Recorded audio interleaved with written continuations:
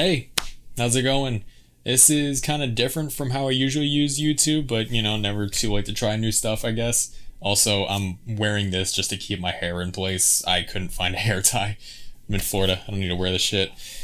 So, we're here. We made it to the end of 2025, and I've noticed a different tone going into this new year. Like, usually everybody's talking about, like, oh, new year, new me. Like, this is going to be my year. And maybe it's just me, but I am not hearing that this time around. I'm not hearing a lot of excitement for 2026. It doesn't feel very hopeful this time. And, I noticed that and it kind of made me look back on this past year. And I can't say that I don't understand. It really feels like we're back in 2020 because like there's some crazy world event happening like every other day. And I'm not someone who's super involved in like news or politics, but everybody sees the headlines that are going around. It's kind of hard to avoid. It's very obvious that this was a really hard year for a lot of people. And I imagine for many people, it feels like the world is just throwing everything it can at them to make their lives harder. I mean, even within my close circle of friends, it felt like everybody had something they were dealing with in 2025. We all had some kind of string of bad luck or some kind of loss. And there were challenges that were just making it hard to live life at times.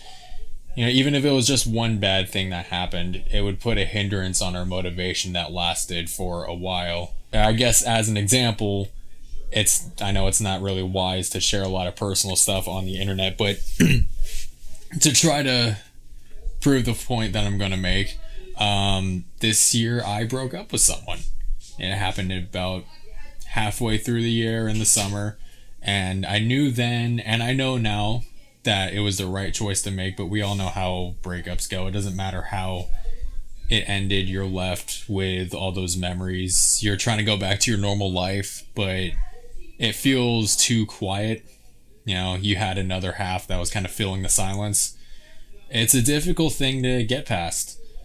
And I was at a really, really low point because of all that. And the choice that I had made to end things, it wouldn't stop rolling around in my head. I was dealing with a lot of mourning and anger and guilt, self-loathing. I'd have moments of pride, but then the anxieties kind of took over and just made me second guess things. I believe that I've moved on, mostly, though it would be dishonest to say that some of those feelings don't still linger. I was told by people close to me when everything went down that those thoughts and emotions will never go away fully. And I just needed to learn how to not let them get in the way of life and mess with my well-being and my progression as a person. Now, I don't say all of this to try to make myself stand out as this suffering soul or whatever. Breakups are part of life, we all go through it. It's not a new thing. But my takeaway from all of that was something that I think is appropriate to talk about right now. In my first couple weeks after the breakup, I remember that I'm the kind of person who will just sort of shut down when life goes to shit. I just stop functioning. I don't really know how to put it more simply than that. I knew from prior experience that if I didn't push myself to keep moving forward, if I just sat and dwelled on everything that I was thinking and feeling, it would ultimately lead to a really dark place for me. So even though at this time I was very far from being okay, I tried my best to keep moving. I tried to keep being me and kept trying to add more to what makes me who I am. And there was a lot that I did to keep myself busy. I reconnected with my friends and my family, started going to the gym. I was doing nighttime studio sessions for a production program at college. And I ended up finding ways to enjoy the job that I had at the time where previously I was pretty miserable at. And then later on, I ended up landing a new job, which I'm at now, and now I make twice as much money. The biggest thing though, if you follow this channel, you probably saw that there was randomly just been a pop of activity. At the beginning of the year, I only managed to put one single out, And it was a song that had been kind of floating around half finished because, to be blunt, of how much I was exerting myself during the relationship.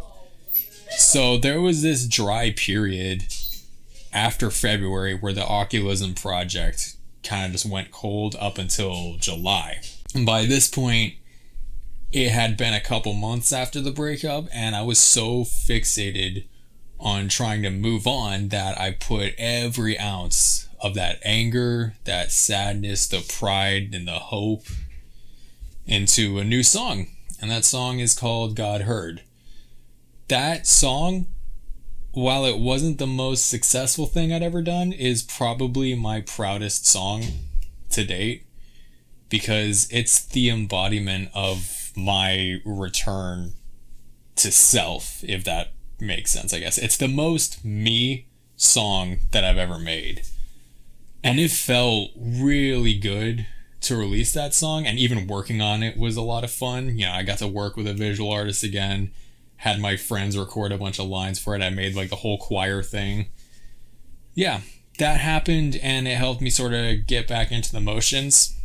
I remembered why I love making music. It's because it's my canvas to sort of compartmentalize all the shit that happens in life, and where I can show those parts of me that are hard to express with just words.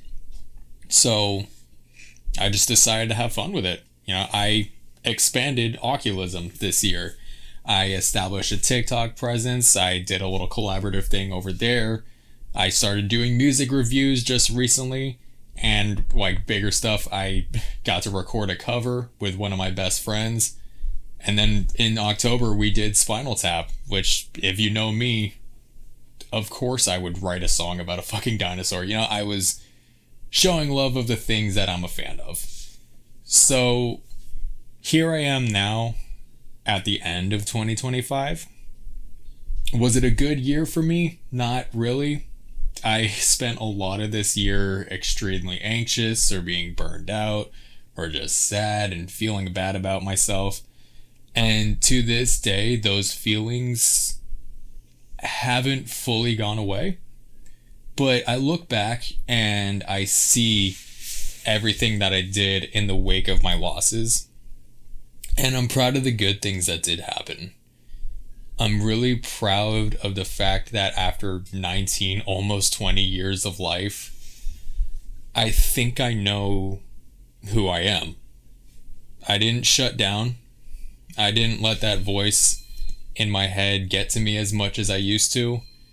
I kept moving. I decided to unapologetically be myself until I knew what myself meant. Maybe you struggled this year.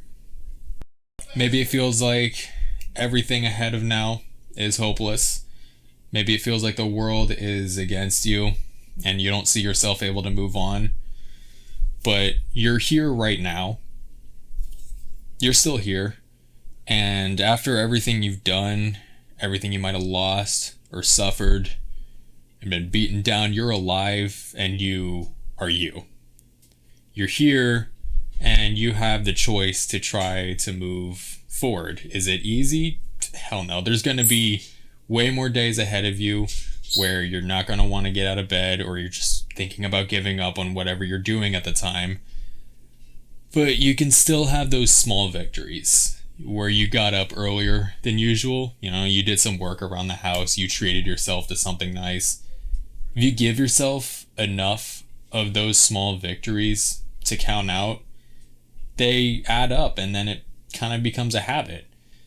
It's not a fast process to improve your outlook on life, but it's one where the process itself is something you can look back on and be proud of. Life isn't about the end goal. If you're going on a roller coaster, you don't kind of just strap in and just think about like when you're going to get off. You're there for the adrenaline that happens when you follow the track. And the only reason you're there enjoying that ride in the first place is because you decided to get in the line. And, maybe that line was slow and long and boring, but you could have left it at any point. You chose to commit to that line because you knew that more exciting things were ahead.